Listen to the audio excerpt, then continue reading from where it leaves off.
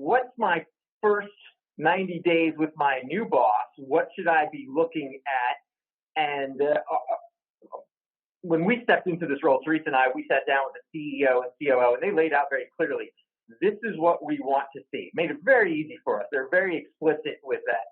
I'm not sure everyone who steps into a new role gets that clarity.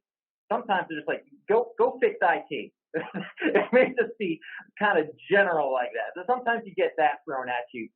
What questions or how do you approach that new boss of yours if you're taking over this new team and getting at what's important to them for what they want to see from you?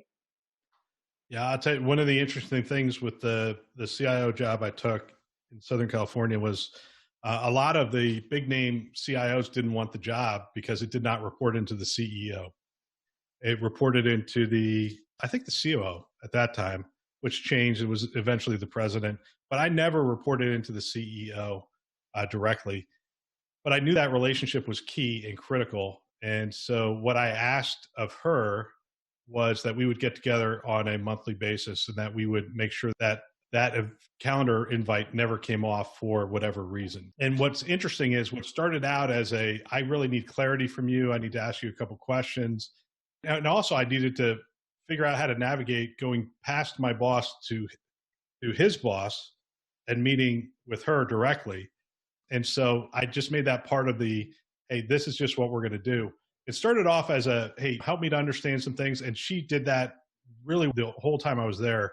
But the other thing it ended up being was I started sharing articles with her. Every time I went to see her, I had an article with me that explained cloud computing, that explained APIs, that explained platforms, that explained, because you know what? She knew even back then, she knew as the leader of a healthcare organization that she was going to have to be able to speak technology. She had to understand it, how it was going to be applied, and how it was going to and we're seeing a lot of CEOs start to make that leap. And that's part of my job. I saw that as part of my job, was educating her.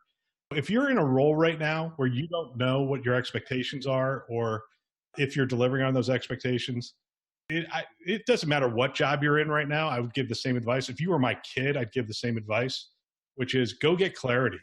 You cannot succeed without clarity. You just can't do it. You can't even do that in your marriage, for heaven's sake. Go talk to your wife. What does she expect of you?